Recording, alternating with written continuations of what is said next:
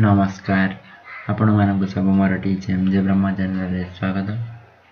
आज जाए आपण मानक ओडिया रे एपर्यंत केही भी किपरि भाबे एमएस वर्ड रे आपण पासपोर्ट साइज फोटो बनै परिबे एवं ताहाको किपरि भाबे प्रिंट मध्ये दे परिबे केवल एमएस वर्ड रे जहा कि आज पर्यंत आपण मानक केही मध्ये शिखै नथिबे।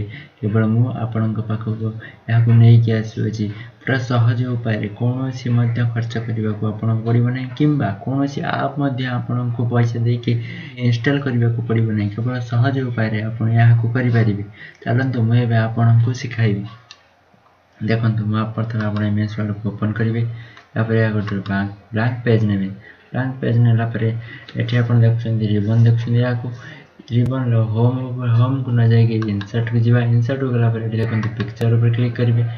क्लिक कलापर आप गोटे पिक्चर बाछे ये आप गोटे पिक्चर देखते सिलेक्ट करी सिलेक्ट देखते मुझे ठाकुर फोटो नौ देखते ये इनसर्ट करेंगे। इनसर्ट कलापर देखो फोटोटी ओपन हो या जिते माप रखा चाहते रखु जी आप दरकार से रखिपारे।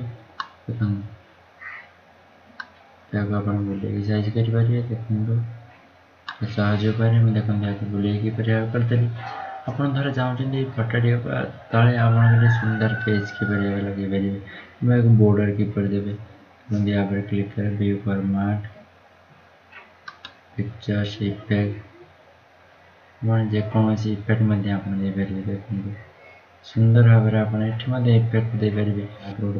देखो बॉर्डर नहीं पारे कलर देखते कलर अच्छी जेकोसी कलर आप जेकोसी मैंने बहुत सुंदर कलर आप पारे कलर टी आपको शिखे पासपोर्ट साइज की करेंगे। गोटे छोट कर छोट कलापर आपड़ कंट्रोल बटन प्रेस करेंगे देखिए चापिक धरवे एपट यार पासपोर्ट फोटो नहीं पारे विभिन्न जिते पारे आप जो हिसाब से जिते पारे से पासपोर्ट साइज फोटो बन पारे।